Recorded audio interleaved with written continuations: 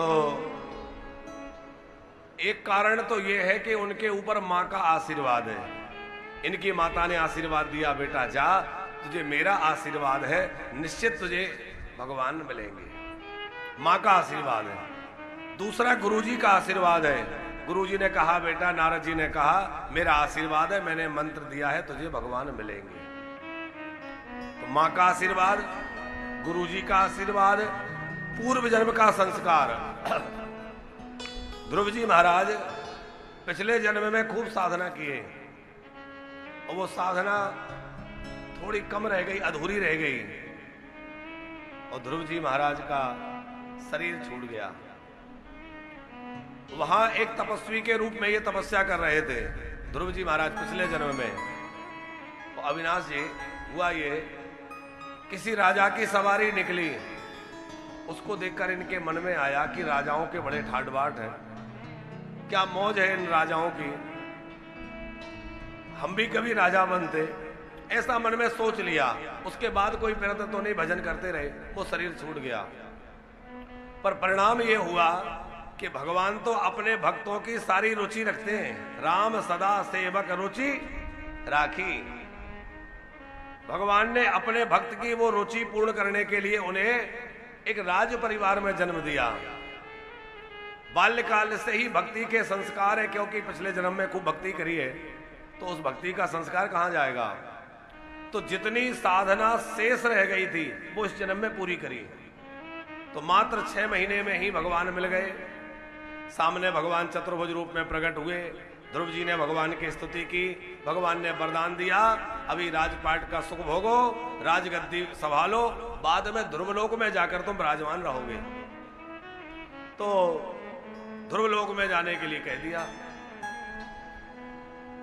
अब सोचने की बात यह है कि ध्रुव जी ने मन में थोड़ा सा विचार किया था कि राजाओं के बड़े ठाट बाट हैं, तो भगवान ने उनको राजपद प्रदान कर दिया। इसका मतलब है कि भक्त जो भाव रखता है, भगवान उसके सब भाव पूर्ण करते हैं। जैसे आगे हम लोग राजा बलि की कथा सुनेंगे। राजा बलि की एक बेटी थी जिसका नाम था रत्नमाला, और वो रत्नमाला जो थी, उसने जब वामन भगवान को आते हुए देखा तो उसने सोचा, कितना प्यारा बालक है, यदि ये मेरा बच्चा होता मैं इसको गोद में लेके अपना दूध पिलाती। बाद में वो वामन भगवान विराट बन गए, राजा बलि को बंदी बना लिया। और जब राजा बलि को बंदी बनाया तो ये मन में सोचने लगी कि देखो कितनी अच्छी बातें बना रहा था और मेरे पिताजी को बांध लिया, मेरा बस चलता तो मैं जहर दे के मार डालती। अब 2 तरह की बातें हो गई उसके मन में। भगवान ने दोनों भाव पूरे किए। कहां किए? वही राजा बलि की बेटी जो है वो पूतना बन करके आई और भगवान को दूध भी पिलाया और भगवान को जहर भी पिलाया। दोनों कामनाएं भगवान ने पूर्ण की और फिर भगवान की कृपा से उसको परम गति प्राप्त हो गई है। तो आप समझ रहे हैं कि जो जो भाव भक्त भगवान से रखता है, भगवान उनके सब भाव पूर्ण कर देते हैं।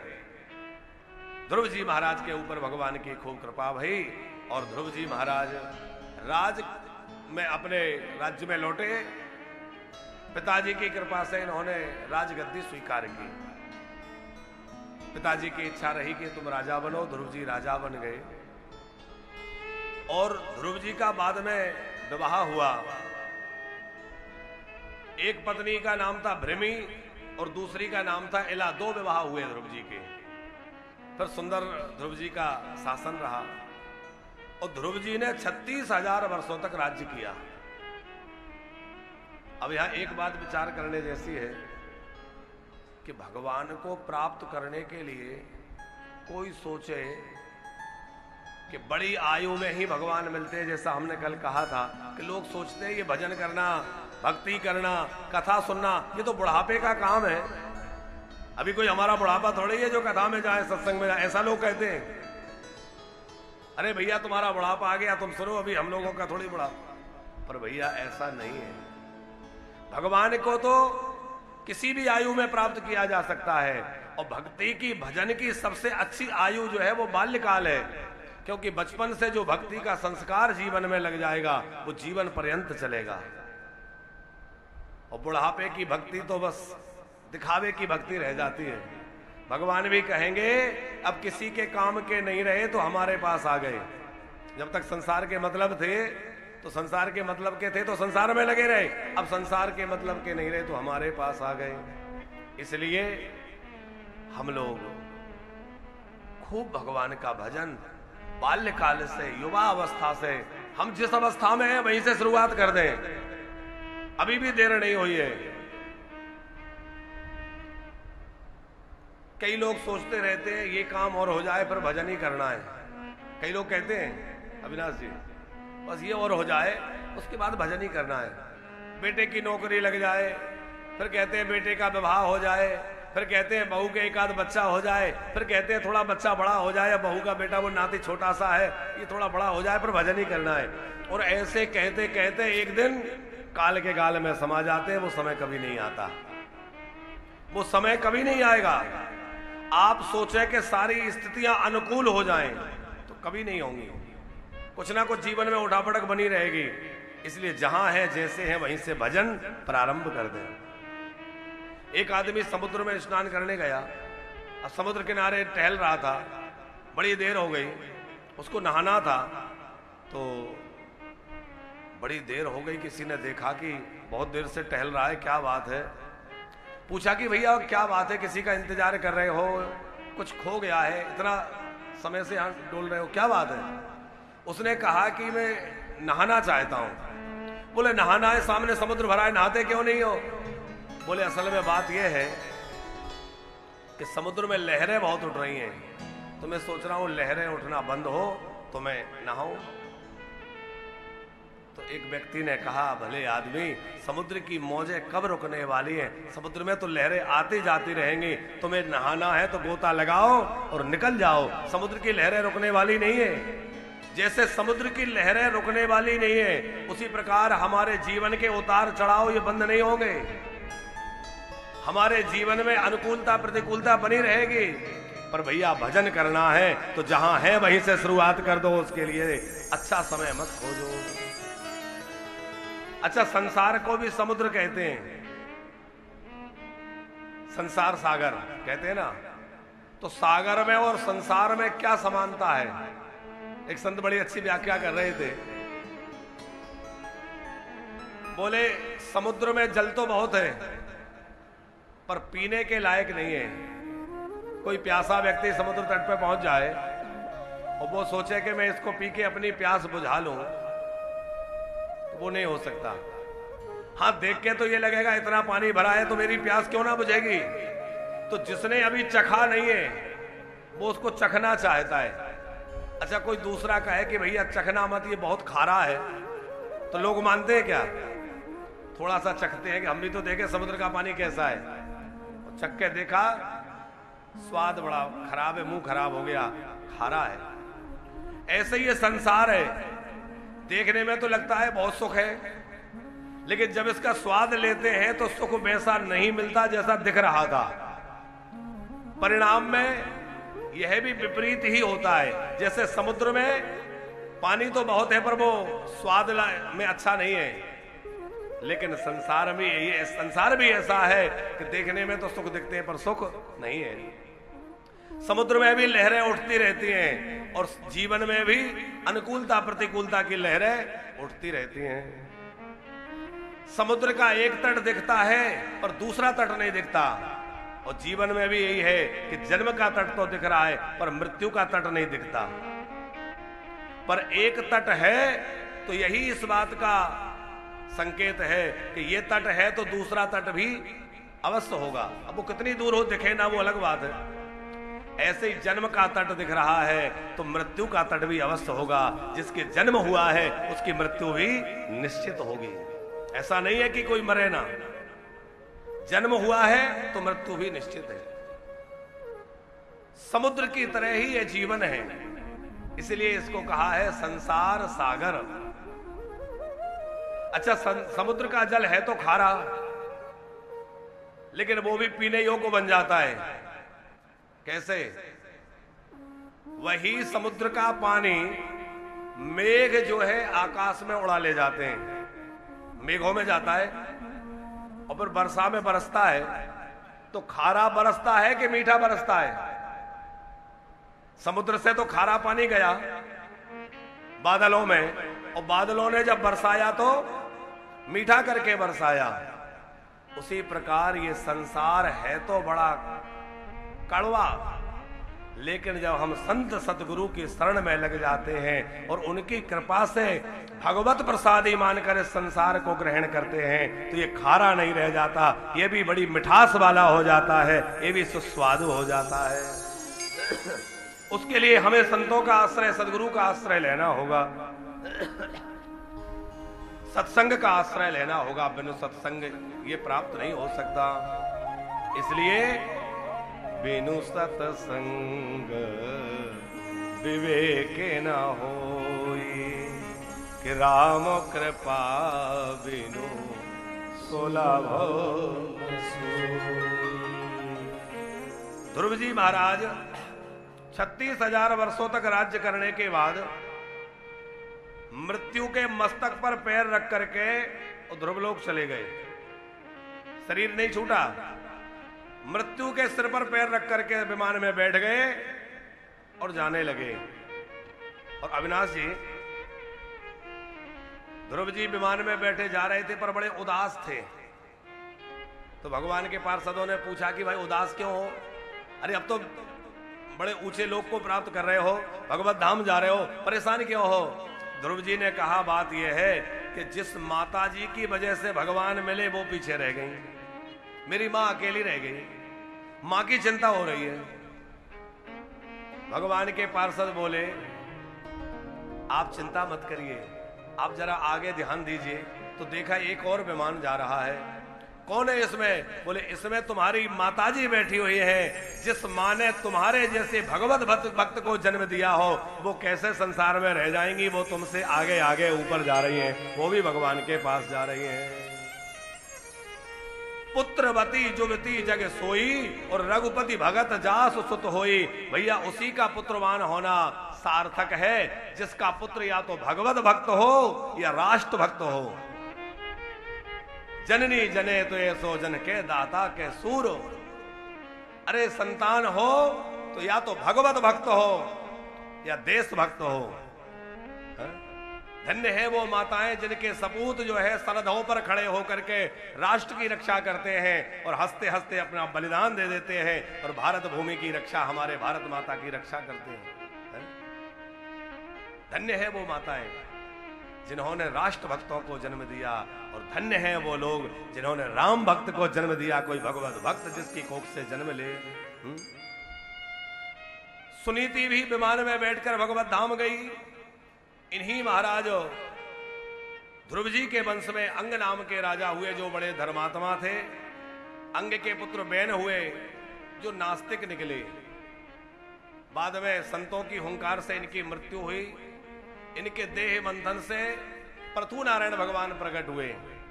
भगवान नारायण ही पृथ्वी को व्यवस्थित करने के लिए पृथु रूप में अवतरित हुए। भगवान का पृथु अवतार हुआ। पृथु भगवान ने पृथ्वी को समतल किया और जो नगर बसाना, गांव बसाना, ये जो व्यवस्था है ये पृथु जी ने प्रारंभ की। इसके पहले लोग जहां तहां जैसे मर्जी रहते थे तो कोई व्यवस्थित नगर गांव नहीं बसते थे, पर नगर और गांव बसाने की जो परंपरा और व्यवस्था है ये श्री पृथु नारायण भगवान ने प्रारंभ की। पृथु भगवान ने 100 यज्ञ किए, 99 पूरे हो गए। 100वें यज्ञ में इंद्र ने आके बाधा उपस्थित कर दी। इंद्र ने बाधित कर दिया। अब वो 100वां यज्ञ पूर्ण नहीं हुआ। पृथु जी को थोड़ा क्रोध आ गया था। उसी समय यज्ञ पुरुष भगवान प्रकट हो गए और कहा कि हे पृथु नारायण, तुम्हारा यज्ञ परिपूर्ण हो गया क्योंकि मैं आ गया, अब वरदान मांगो। तो पृथु जी ने क्या वरदान मांगा? हे भगवान, मुझे 10,000 कान हो जाएं। क्या हो जाए? कान जो है वो 10,000 कान हो जाएं। भगवान ने पूछा कि 2 कानों से काम नहीं चलता, 10,000 कान का क्या करोगे? बोले इसलिए 10,000 कान चाहता हूं कि आपकी कथा सुनते सुनते 2 कानों से तृप्ति नहीं होती, तो 10,000 कान होंगे तो खूब आपकी कथा सुनूंगा और सुनते सुनते खूब आनंद लूंगा। 10,000 कानों से कथा सुनूंगा। भगवान ने तथास्तु कह दिया, इनको 10,000 कान प्राप्त हो गए। बाद में इन्हीं पृथु नारायण भगवान के यहां सनकादिक पधारे। सनकादिक आप लोग समझते हैं ना, ब्रह्मा जी के 4 बेटे हैं, सनक, सनंदन, सनातन, सनत कुमार। उनको संक्षिप्त में कह देते हैं सनकादिक, सनक आदिक। तो सनकादिक पधारे, पृथु जी ने इनका खूब पूजन किया, सत्कार किया, आसन पर बिठाया, चरणामृत लिया और पूछा कि आप कृपा करके यहां पधारे हैं, मुझे कोई सदुपदेश दीजिए। और पृथु जी के द्वारा सनकादिक के चरण धोए गए और वो चरणामृत लेकर अपने पूरे महल में सींचा गया। और यहां बड़ी सुंदर बात पृथु जी कह रहे हैं सनकादिक से कि हे महात्मन, आप जैसे महापुरुषों का आगमन जिन घरों में नहीं होता, वो घर चाहे जितनी संपत्ति से भरे हो, चाहे जितना वैभव घर में हो, पर संत महापुरुषों के चरण और चरणामृत जिस घर में नहीं पड़ता, वह सर्प के रहने वाले वृक्ष के समान बेकार है। जैसे कोई पेड़ खूब फलों से लदा है और उस पे सर्प रहते हैं तो लोग जाने में डरते हो, कोई नहीं जाता, वैसे ही संपत्ति से युक्त होते हुए भी जिन घरों में महापुरुषों के चरण नहीं पड़ते, वहां देवता नहीं जाते। ब्यालालय द्रुमावई ते विरक्ताखिल संपदा यद ग्रहास्तीर्थ पादेय पाद तीर्थ विवर्जिता। पृथु जी कह रहे हैं, आप जैसे महापुरुषों के चरण पड़ने से घर तीर्थ बन जाता है, इसलिए समय समय पे संत महापुरुषों के चरण हमारे घरों में पड़ते रहना चाहिए। और थोड़ा शार्प कर दें इसको। अब पृथु जी ने सनकादिक से कहा कि आप कोई शास्त्र का मत हमें सुनाइए, कोई अच्छा उपदेश सुनाइए। तो सनकादि ने एक बड़ा अच्छा उपदेश सुनाया है पृथु जी को कि शास्त्रे व्यानेन सुनिश्चितो नृणाम क्षेमस्य सदृग् मृषेषु हेतु असंगात्मा व्यतिरिक्त आत्मनि दृढ़ारतेर ब्रह्मणि निर्गुणे चया। शास्त्रों का यही सुनिश्चित मत है कि अनात्म वस्तुओं से आसक्ति को हटा लिया जाए, बाहरी प्रपंच से मन को हटा लिया जाए। बात समझ में आई कि नहीं? अनात्म वस्तुओं से मन हटाने का मतलब क्या है? बोले बाहर जितना जो कुछ दिख रहा है यह सब अनात्म है, ये आत्म नहीं है। अच्छा एक बात बतलाइए, समाधि लगाने के बाद योगियों को कौन सा आनंद मिलता है? समाधि में योगी बड़ा आनंद लेते हैं। तो समाधि लगने के बाद उनको ना कुछ खाने मिला, ना पीने मिला, ना घूमने मिला, ना देखने मिला, तो समाधि में उनको क्या आनंद मिला? बोले बाहर जो मन भटक रहा था वह एकांत में शांत हो गया। बाहर जो मन भटक रहा था वो एक जगह स्थिर हो गया और बाहर से मन हटा तो यही सब समस्याएं हैं, इनसे मन हटा तो सुख मिलने लग गया। अच्छा दूसरी तरह समझे, हम लोग नींद में जब होते हैं, सो जाते हैं और बढ़िया गहरी नींद आए, सवेरे कहते हैं भैया आज तो बढ़िया नींद आई, आनंद आ गया। अब नींद में हमें क्या मिला?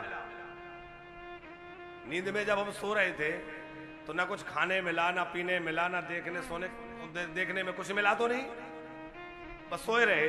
पर बाहर जो मन भटक रहा था वह रुक गया और मन एकाग्र हो गया, मन शांत हो गया, इसलिए हमें लगा कि बड़ा सुख मिला। तो हम लोग जैसे निद्रा में सुख लेते हैं, वैसे योगी लोग उससे भी हजारों हजार गुना अधिक सुख जो है समाधि में लेते हैं, क्योंकि अनात्म वस्तुओं से, बाहरी प्रपंच से मन हट जाता है और बाहरी प्रपंच से मन हटा तो मन में आनंद आने लगता है। क्योंकि हम तो हैं ही आनंद रूपों, लेकिन हमने बाहर मन को इतना भटका रखा है कि उसके कारण परेशान है। हमारी अपनी परेशानी नहीं है, हम परेशान इससे हैं, इसने ऐसा कह दिया, उसने ऐसा कर दिया, वो ऐसा हो गया, ये नहीं मिला, वो चला गया, तो इसी से तो परेशान है। इन सबसे मन हट जाए तो कोई परेशानी नहीं है। ईश्वर अंश जीव या विनाशी, ईश्वर अंश जीव अविनाशी, चेतन मन सहज सुख राशि, चेतन अमन सहज सुख राशि, चेतन मन सहज सुख राशि, चेतन अमन सहज सुख राशि। सनकादि ने बड़ा अच्छा उपदेश दिया कि हे राजन, बाहरी प्रपंच से मन को हटाकर अपने अंतर आत्मा में विराजमान भगवान में लगा लो, तभी सुख मिलेगा। अच्छा, सुख अंदर है, हम लोग बाहर ढूंढते हैं, और जो वस्तु जहां होगी वहीं तो मिलेगी, बाहर है ही नहीं तो बाहर सुख मिलेगा कहां से? अंदर है तो अंदर ही मिलेगा। पर होता यह है कि हम लोग इसको बाहर खोजते हैं। कैसे? एक बुढ़िया मैया थी और वो लोगों को उपदेश देती, लेकिन कोई उसकी बात पर ध्यान नहीं देता। एक बार उसने एक प्रयोग किया। अविनाश जी, उसने क्या किया कि शाम हो गई थी, थोड़ा अंधेरा होने लगा था, तो घर के बाहर कोई उजाला हो रहा था, लाइट जल रही थी, वहां वो कुछ ढूंढने लगी। अब वो कुछ ढूंढ रही थी, किसी ने पूछा मैया क्या हो गया? बोले मेरी सुई खो गई। अरे भैया की सुई खो गई, चलो हम लोग ढूंढवाते हैं। एक दो लोग और आ गए, और दो लोग, चार लोग आ गए, तमाम लोग ढूंढने लगे, लेकिन बड़ी देर हो गई, सुई तो मिली नहीं। किसी ने पूछा मैया सुई तो मिल नहीं रही, कहां है? बोले बेटा क्या बताऊं, मैं भी बड़ी देर से ढूंढ रही हूं। एक ने पूछा अच्छा मैया ये बता सुई गिरी कहां थी? बोले सुई गिरी तो मेरी कुटिया के अंदर थी। लोगों ने कहा बड़ी पागल है, खुद भी परेशान है, हमको भी परेशान कर रही। अरे कुटिया के अंदर गिरी थी तो यहां क्यों ढूंढ रही है? अंदर ढूंढ। वो बोली कि क्या है कि अंदर बहुत अंधेरा है। अंधेरा है, उजाले का कोई प्रबंध नहीं था, यहां लाइट जल रही थी, तो मैंने सोचा कि यहां उजाले में ढूंढ लूं। लोगों ने सर पकड़ लिया, तू पागल है, अरे जो चीज जहां गिरी होगी, जहां होगी वहीं तो मिलेगी, यहां कहां से मिल जाएगी, चाहे जितना उजाला बना रहे। उसने कहा यही तो मैं समझाना चाहती हूं कि हमारे अंदर ही हमारा सुख है, लेकिन हम संसार में ढूंढते हैं। अब जो चीज जहां है ही नहीं मिलेगी कहां से? अब अंदर जो है अज्ञान का अंधेरा है, और बाहर की चकाचौंध में हम सुख ढूंढते हैं। धन आ जाएगा तो सुखी हो जाएंगे, घर बन जाएगा तो सुखी हो जाएंगे, बेटा हो जाएगा तो सुखी हो जाएंगे, पर वहां सुख मिलता नहीं है, भागते रहते हैं। सुख जब भी मिला है, जिसको भी मिला है, अंदर से मिला है।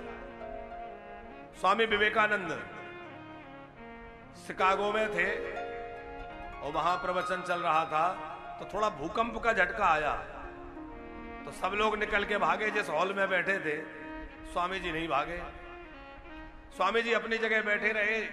हल्का झटका था, कुछ खास क्षति नहीं हुई। लोग लौटकर वापस आए तो लोगों ने पूछा स्वामी जी हम सब निकल के भागे, आप क्यों नहीं भागे? विवेकानंद जी बोले मैं भी भागा था। लोगों ने कहा पर आप तो यहीं बैठे थे। बोले मैं बाहर नहीं भागा, मैं अंदर भागा था।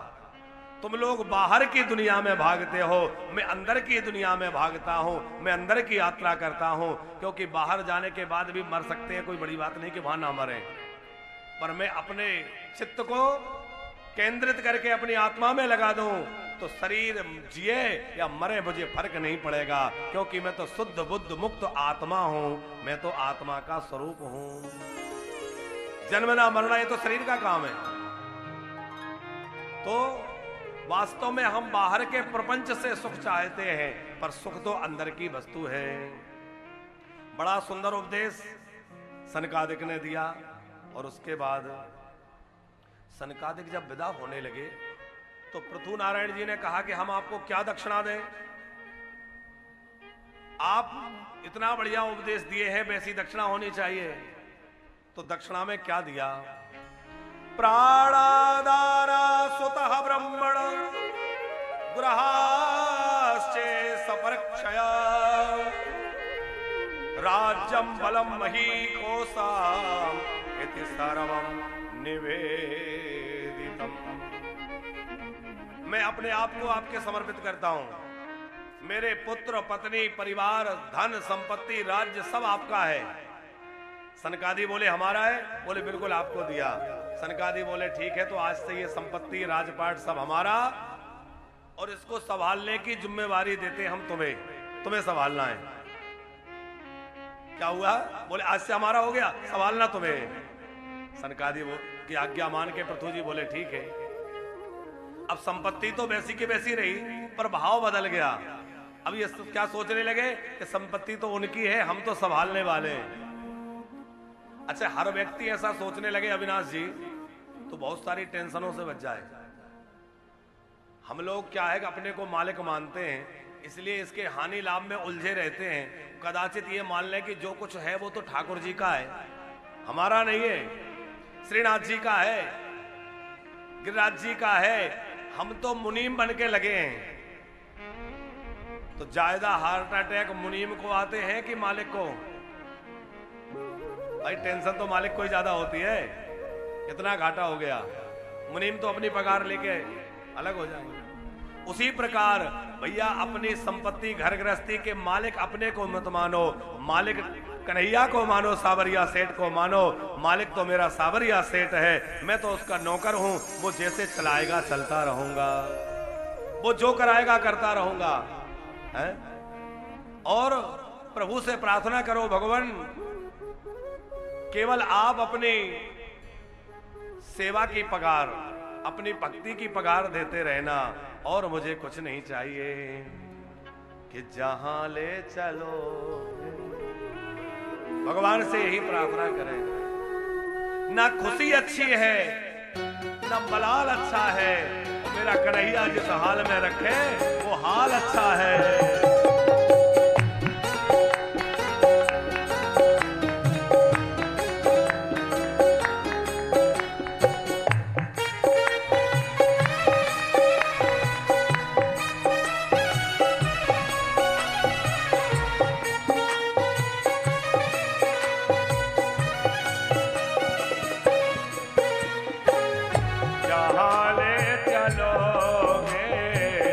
वहीं में चलो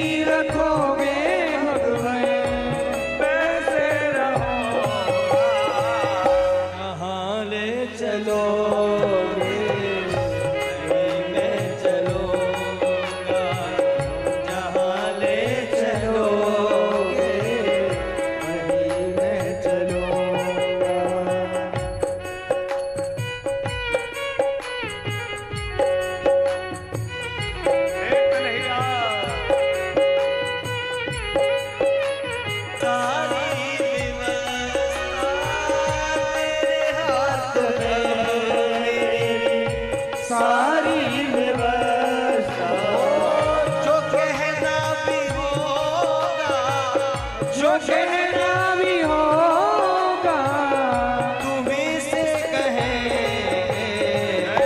हालात रख लोगे, वहीं मैं रहूँगा।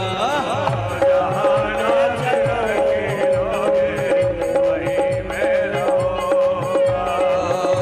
हालात रख लोगे, वहीं मैं रहूँगा। जहानात रख लोगे, वहीं मैं रहूँगा। मेरो राधा रमण प्यारो राधा रमण, मेरो राधा रमण प्यारो राधा रमण, मेरो राधा रमण, मेरो राधा रमण, रमण प्यारो राधा रमण, मेरो राधा रमण प्यारो राधा रमण, मेरो राधा रमण प्यारो राधा रमण, मेरो राधा रमण प्यारो राधा रमण। कि जहानात रखी लोगे, वहीं मैं रहूँगा। जहाँ ले चलोगे, वहीं मैं चलूँगा। जहाँ ले चलोगे, वहीं मैं चलूँगा। बोले भक्त वत्सल भगवान की। सनकादिक को पृथु नारायण जी ने कहा, हे सनकादिक महामुनि, मैं आपको अपना राज्य पाठ सब कुछ समर्पित करता हूं। सनकादिक बोले, अच्छा आज से ये सब हमारा हुआ? बोले बिल्कुल हुआ। तो बोले संभालना आपको है। अब जो है पृथु नारायण भगवान ने सनकादिक को प्रणाम किया और सनकादिक वहां से विदा हुए हैं। बोले भक्त वत्सल भगवान की। राजा पृथु के ही वंश में प्राचीन वर्ही नाम के राजा हुए। इन्हीं प्राचीन वर्ही के प्रचेता हुए। इनका वृतांत सुखदेव जी ने सुनाया है। और 5वें स्कंद में राजा प्रियव्रत जी का चरित्र है। मनु महाराज के बड़े बेटे का नाम है प्रियव्रत। और प्रियव्रत का मतलब है जिसको व्रत प्रिय हो, जिसको संकल्प प्रिय हो। व्यक्ति के अंदर संकल्प सिद्धि होना चाहिए, संकल्प की शक्ति, कि हमने जो संकल्प कर लिया उसको पूरा करेंगे, हमने जो व्रत ले लिया उसको पूरा करेंगे। कई लोग होते हैं जिन्होंने आज कोई नियम ले लिया और 2-4 दिन कर पाए, फिर छूट गया। फिर कहीं गए, फिर भागवत सुनी, वहां कोई बात अच्छी लगी, बोले हम भी यही नियम करेंगे। फिर नियम ले लिया, 10-5 दिन किया, फिर नियम छूट गया। तो बार बार नियम लेना और नियम को तोड़ना ये अपराध है। जो नियम ले उसको ठीक से निभाएं, उसी का नाम है प्रिय व्रत, जिसको व्रत प्रिय है। ये प्रियव्रत जी नारद जी की कृपा से इनको परमार्थ तत्व का बोध हो गया। और जो गृहस्थी में नहीं पढ़ना चाहते थे, इन्हें लगता था कि ये सब बेकार का प्रपंच है, मैं तो भगवान का भजन करके भगवत पद पे चलूंगा, भक्ति के रास्ते पे चलूंगा। इनके पिताजी मनु जी ने समझाया, नहीं माने। दादाजी ब्रह्मा जी ने समझाया, बेटा घर गृहस्थी बाधक नहीं है। ब्रह्मा जी के समझाने से इन्होंने विवाह करना स्वीकार किया और विश्वकर्मा जी की पुत्री बृहस्पति से इनका विवाह हुआ, जिससे इनको 10 पुत्र हुए। फिर बाद में इनको एक और विवाह भी हुआ है, जिससे इनको रेवत, उत्तम, तामस आदि पुत्र हुए प्रियव्रत जी को। और काबरा जी, ये 7 द्वीप जो बने हैं, तो 7 द्वीप जो बने हैं ये महाराज प्रियव्रत के द्वारा बनाए गए। पहले पृथ्वी एक ही भाग में हुआ करती थी, एक समुद्र था, पर आपने अपने रथ के पहियों के गड्ढे से 7 समुद्र बना दिए और पृथ्वी 7 भागों में बढ़ गई। तो 7 द्वीप कौन कौन से हैं? जम्बू द्वीप, प्लक्षद्वीप, सालमली द्वीप, कुशद्वीप, क्रौंच द्वीप, शाकद्वीप और पुष्कर द्वीप। ये 7 द्वीप हुए। इन 7 द्वीपों में हम लोग जिस द्वीप पर रहते हैं इसका नाम हुआ जम्बू द्वीप। इसके राजा प्रियव्रत जी के बेटा आग्नेत्र हुए। आग्नेत्र जी जो है उन्होंने इसके 9 भाग किए। एक एक बेटे को एक एक का राज्य दे दिया, क्योंकि इनको 9 बेटे थे। उन्होंने जम्बू द्वीप के 9 खंड किए, एक एक बेटे को एक एक खंड का राजा बना दिया। हमारे खंड के जो राजा हुए उनका नाम हुआ महाराज नाभि, और इसका नाम हुआ अजनाब खंड। अजनाब खंड का ही नाम बाद में आर्यावर्त पड़ा, फिर भरत खंड पड़ा। हमने जैसा कल बताया था, फिर भारतवर्ष हो गया। इन महाराज नाभि के यहां साक्षात भगवान ही पुत्र बनकर आए और अवतार हुआ ऋषभ रूप में। तो भगवान का ऋषभ अवतार हुआ। बोलिए ऋषभ देव भगवान की। ऋषभ देव ने अवधूत वृत्ति का आश्रय लिया और अवधूतों का जीवन कैसा होना चाहिए यह समझाया। इन ऋषभ देव जी के पुत्र हुए 100, जिनमें बड़े बेटे भरत, इन्हीं को राजा बना के ऋषभ देव जी वन में चले गए। और भरत जी ने बड़े धर्म पूर्वक शासन किया, पर इनका मन राजकाज में नहीं लगता था। इन्हें तो भगवान की भक्ति बड़ी प्यारी लगती। इनका मन सदा भक्ति में रमा रहता, और युवा अवस्था में ही अपने पुत्र को राजगद्दी पे बिठा के वन में चले गए। और राजा भरत जो है राज ऋषि बन गए। गंगा जी के तट पे पुलहस्त ऋषि के आश्रम के पास में ही गंडकी नदी के तट पर अपना आश्रम बना लिया और वहीं रह के भजन करने लगे। कुटिया बना ली घास फूस की। एक बार ऐसा हुआ कि ये संध्योपासना कर रहे थे मध्याह्न काल की। कोई हिरणी पानी पीने आई, पीछे से सिंह ने दहाड़ लगाई तो वो डर गई और उसका प्रसव काल नजदीक था। उसने एक बच्चे को जन्म दे दिया। हिरणी मर गई, बच्चे को राजा भरत ने उठा लिया। राज ऋषि भरत ने उस बच्चे को बचा लिया और अपने आश्रम में ले आए, और धीरे धीरे मन भक्ति से भजन से हटने लगा और उस हिरण में लगने लगा। अब देखो, इतना बड़ा राज्य छोड़े आए, परिवार छोड़ आए, सब छोड़ के आ गए, लेकिन एक हिरण के बच्चे में मोह हो गया, क्योंकि ये मन कहां फंसा दे कहा नहीं जा सकता। ये मन बड़ा चक्कर में डालने वाला है, बड़ा चंचल है। राजा भरत उस मृग के मोह में पड़ गए। राजा भरत जो है ये पिछले जन्म में एक सामान्य क्षत्रिय थे, राजा नहीं थे, राज परिवार में नहीं थे। पंकज जी, एक क्षत्रिय थे और एक बार ये शिकार पर गए। तो शिकार पर जब जा रहे थे तो इन्होंने देखा कि एक हिरण का बच्चा किसी जंगल की झाड़ी में फंसा हुआ है। जंगल की झाड़ी में हिरण का बच्चा फंस गया है, निकल नहीं पा रहा है। ये पास में गए, इनको दया आ गई। इन्होंने झाड़ी में से जैसे तैसे उस बच्चे को निकाल लिया। बड़ा प्यारा बच्चा था, गोद में ले लिया, हृदय से लगा लिया। अब सोचा कि चलो इसको मैं अपने घर ले चलता हूं, इसको मैं घर में रख के इसको पालन करूंगा।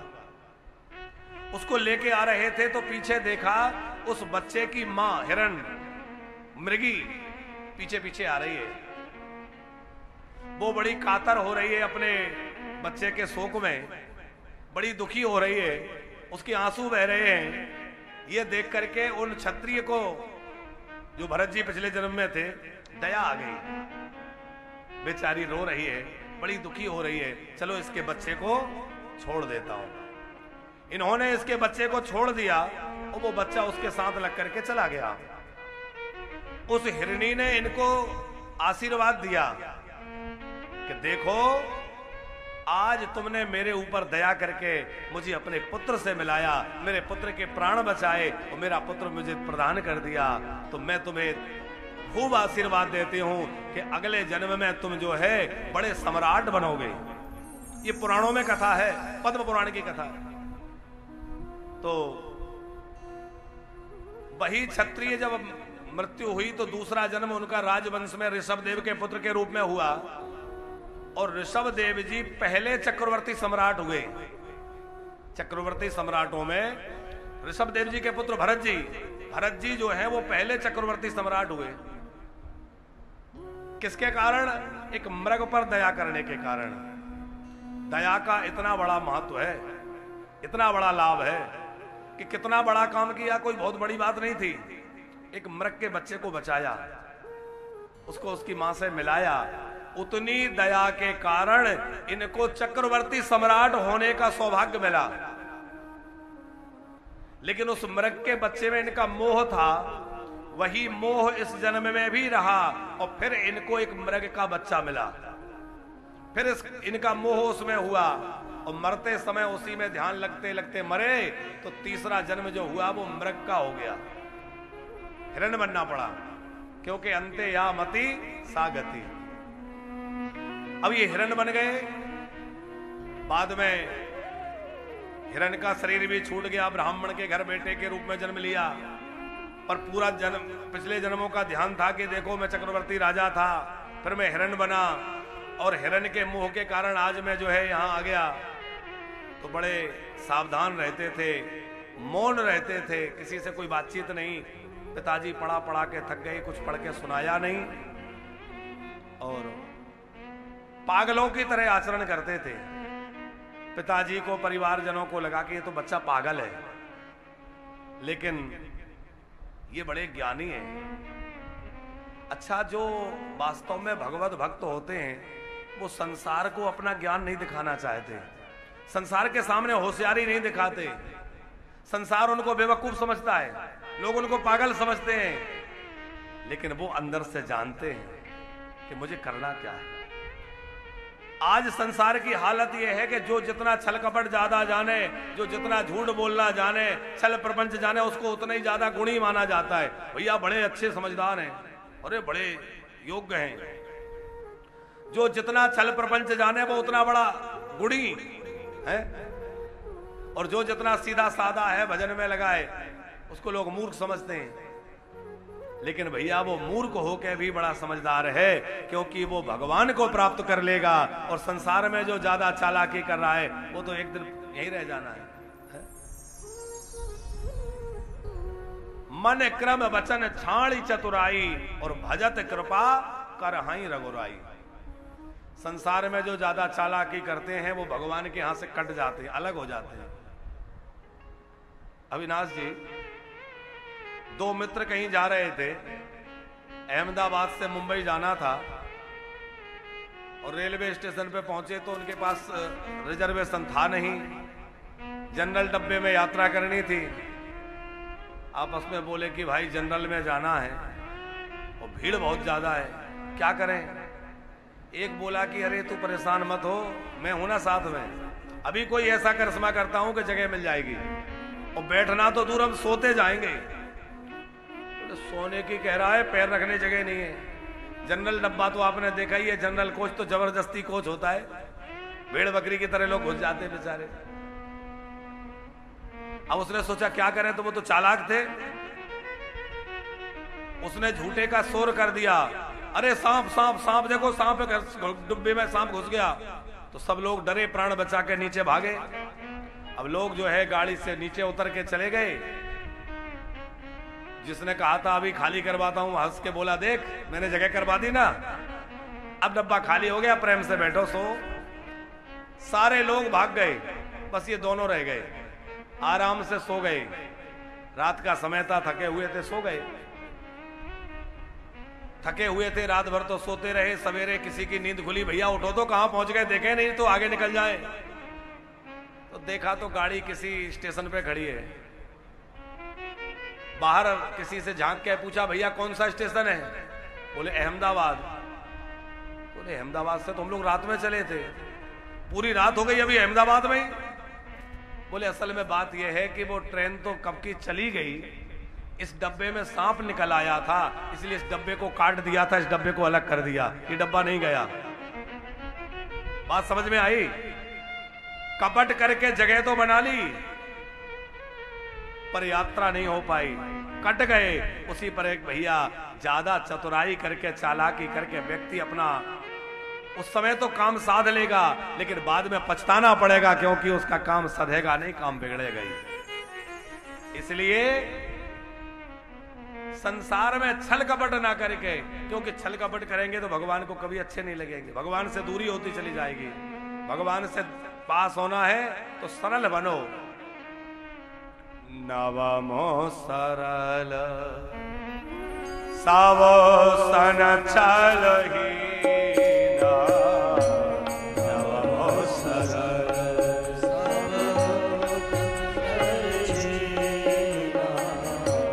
बाबो भरो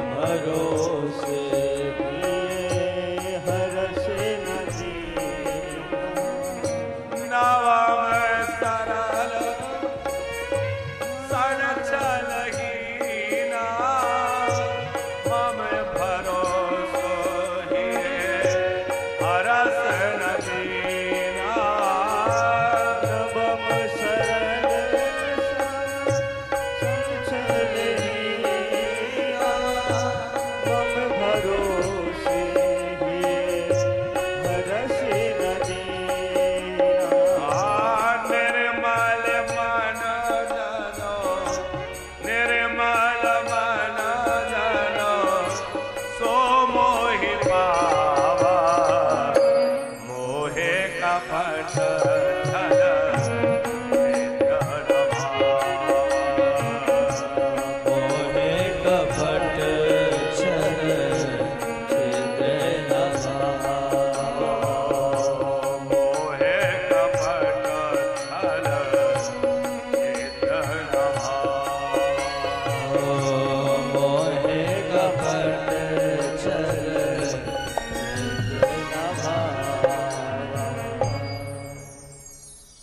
यह भरत जी महाराज, अब इनका नाम लोगों ने रख दिया जड़ भरत, क्योंकि पागलों की तरह आचरण करते थे ना, तो जड़ भरत नाम से प्रसिद्ध हुए। आगे यह रहुगण के साथ भेंट हुई है। रहुगण को इन्होंने उपदेश किया है, भगवत तत्व को प्राप्त किया है। इन महाराज भरत जी के ही वंश में बड़े बड़े प्रतापी राजा भये। भरत वंश का वर्णन सुखदेव जी ने किया, ज्योतिष चक्र भूगोल खगोल का वर्णन किया, पर नरकों का वर्णन किया है। पृथ्वी के नीचे 99,000 योजन दूर 28 नरक हैं, और उन नरकों में कैसी कैसी यातनाएं जीवों को दी जाती है वो बतलाया है। बड़ी भयंकर यातनाएं जीवों को मिलती हैं। जो परधन और परस्त्री का हरण करता है वो तामिश्र नाम के नरक में गिरता है, जहां की भूमि तांबे की तरह तपी होती है। जो मांसाहार करता है, पशुओं को मार के खाता है, वो कुंभीपाक नाम के नरक में गिरता है। सुखदेव जी ने वर्णन किया है नरकों का। जो अंधतामिश्र नरक में जो घर आए हुए अतिथियों को क्रोध भरी नजरों से देखे, अंधतामिश्र में गिरता है। जो दूसरों की निंदा करता है, रौरव नरक में जाकर गिरता है। गुरु की निंदा करने वाला रौरव नरक में गिरता है। हरि गुरु नंदन दादक होई, जन्म शास्त्र पाव तन सोई। नरकों का वर्णन किया, और नरकों की बात सुनकर के परीक्षित महाराज डर गए। इतने भयंकर नरक क्यों बनाए? बोले देखो ये सब नरक इसलिए बनाए कि जो जीव जो है पाप के कारण मलिन हो गए हैं वह शुद्ध हो जाएं। पापों के कारण जो जीव मलिन हो गए उनकी शुद्धि के लिए बनाए। परीक्षित जी ने पूछा कि किसी से पाप हो गए और नरक में ना जाना चाहे तो क्या करे? बोले भगवान का नाम जपे, नाम जपने से सारे पाप नष्ट हो जाएंगे। पर भगवान नाम की महिमा सुनाई है अजामिलोपाख्यान के माध्यम से। अजामिलोपाख्यान सुनाया है। कान कुब्जे दुजा कश्चिदा दासी पति राजा मेरा नाम नानष्ट सदा चारो दास्या संसर्ग दूषिता। नाम नानष्ट सदा चारो दास्या संसर्ग दूषिता। नाम नानष्ट सदा चारो दास्या संसर्ग दूषिता। सुखदेव जी ने भगवान के नाम की महिमा सुनाते हुए अजामिल का वृतांत सुनाया। कन्नौज में अजामिल नाम का एक ब्राह्मण रहता था। पहले बड़ा सदाचारी था अविनाशी जी। ये पहले बड़ा सदाचारी था, भगवत भक्त भी था, संध्या करता, हवन गायत्री करता। एक बार कहीं गया तो इसने किसी बाजारू स्त्री को देख लिया। इसकी बुद्धि खराब हो गई, उसको घर ले आया। माता पिता ने द्रोह किया, माता पिता ने घर से निकाल दिया तो बाहर जाकर रहने लग गया। पत्नी का भी त्याग कर दिया। अब धन कहां से आए तो चोरी करने लगा, डाका डालने लगा, और फिर वो बाजारू स्त्री के साथ रहा तो उसके साथ जो नहीं खाना चाहिए वो खाने लगा, जो ना पीना चाहिए वो पीने लगा। खान पान बिगड़ गया। धीरे धीरे इसका संध्या गायत्री भजन जप सब छूट गया, पूरी तरह पाप में डूब गया। सारा सदाचार नष्ट हो गया। नामना नष्ट सदाचारो, सारा सदाचार नष्ट हो गया, पाप में डूब गया। लेकिन किया हुआ सत्कर्म कभी व्यर्थ नहीं जाता। इसने अपनी आरंभिक अवस्था में भजन किया था, संध्योपासन किया था, तो उसका ऐसा प्रभाव हुआ कि एक दिन इसके यहां संत पधारे।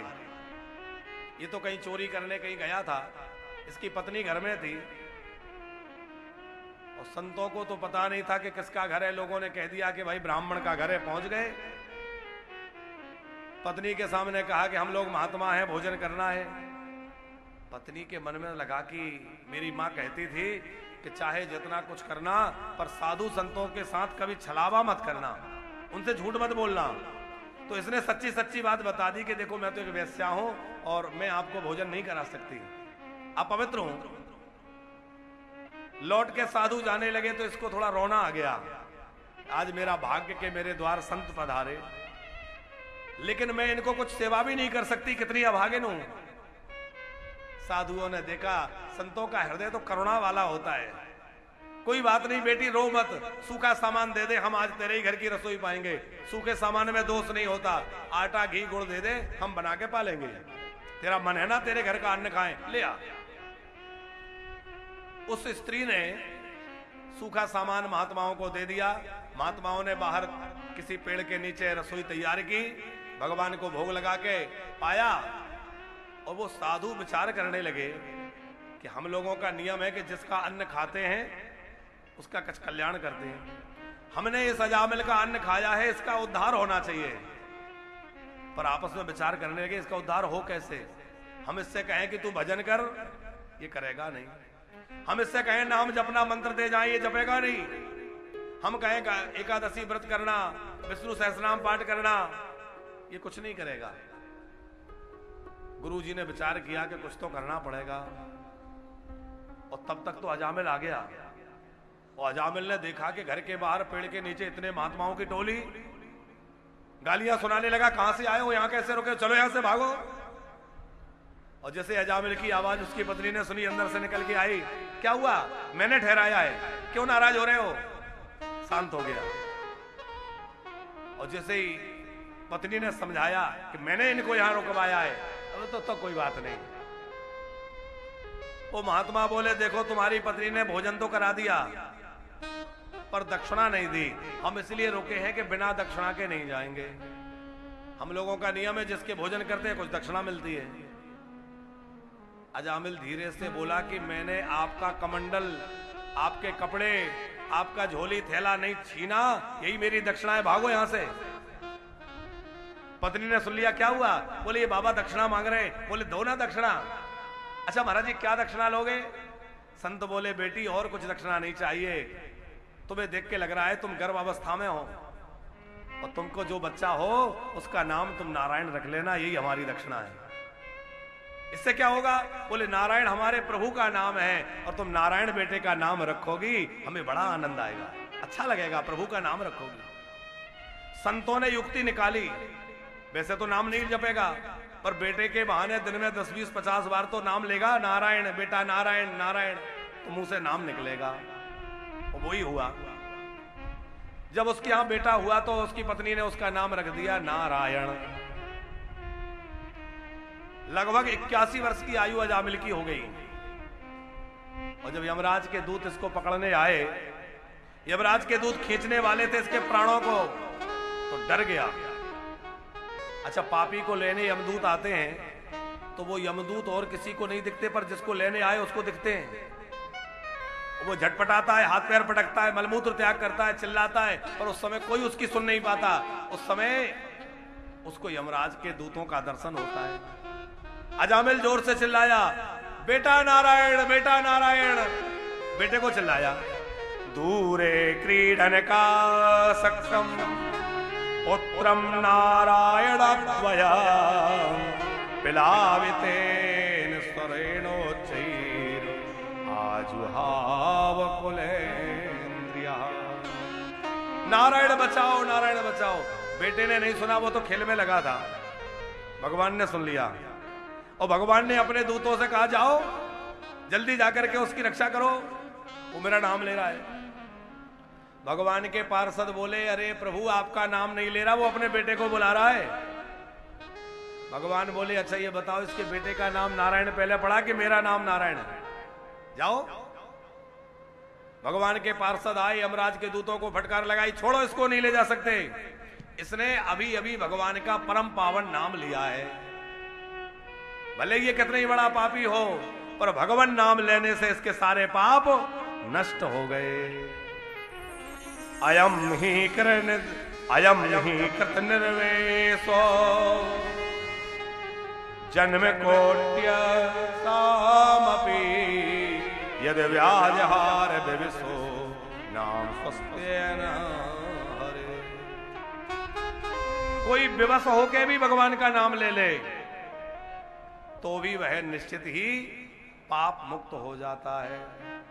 भगवान के नाम की ऐसी महिमा है कि कोई जान के ले या अनजाने में ले उसके पाप भस्म हो जाते हैं।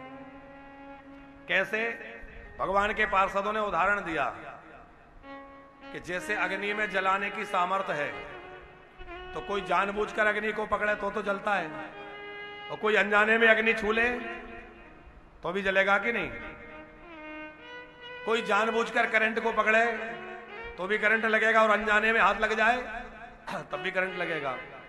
तो बोले जैसे अग्नि जानबूझकर छुओ या अनजाने में जल जाओगे, जहर को जानबूझकर पियो या अनजाने में मरना पड़ेगा, वैसे ही भगवान का नाम जान कर लो या अनजाने में वो आपके पाप जला देगा, क्योंकि उसका काम है पाप जलाना। आप चाहे जैसे नाम लो वो पापों को जला देगा।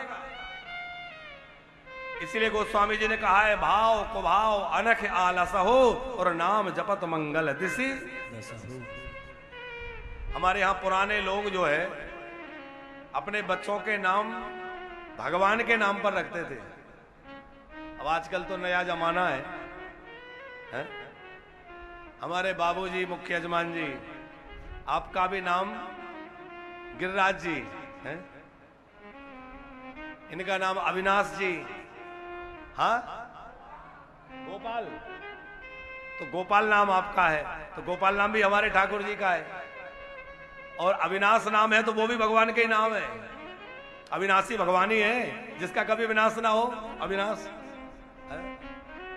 और बाबूजी का नाम तो गिरिराज जी के नाम पर है। अच्छा देखो संयोग कितना बढ़िया है कि यजमान जी का नाम भी गिरिराज जी, और बैठे भी हैं गिरिराज जी में, और श्रीनाथ जी का सहारा मिल रहा है, और भागवत जी का आश्रय मिल रहा है। कितना बढ़िया संयोग है। हमारे गिरिराज जी की 50वीं वर्षगांठ भी बन रही है। और गिरिराज जी ऐसी कृपा करें, श्रीनाथ जी ऐसी कृपा करें कि अभी हम लोग 50 भी मना रहे हैं, और 75 भी जो है खूब आनंद के साथ मनाए। भगवान आपको खूब दीर्घायु प्रदान करें, आप दोनों खूब स्वस्थ रहें, ऐसे ही उत्सव होते रहें, आनंद होता रहे। और प्रेरणा लेनी चाहिए कि भैया अपने विवाह की वर्षगांठ है, जन्मदिन है, तो इधर उधर होटलों में जाके मनाने की बजाय किसी तीर्थ में जाके भगवान की कथा के साथ मनाओ। है? अब देखो आप भी इतने दिन ब्रजवास कर रहे हैं और इतने लोगों को और ब्रजवास करा रहे हैं। कितने लोगों को ब्रजवास मिल रहा है? इतने लोगों के ब्रजवास के साथ साथ यहाँ गिरिराज जी की तलहटी में श्रीनाथ जी का प्रसाद पा रहे हैं, कथा सुन रहे हैं, दोनों समय कीर्तन कर रहे हैं, तो स्वयं भी भजन से जुड़े, इतने लोगों को भी भगवान के नाम से जोड़ा।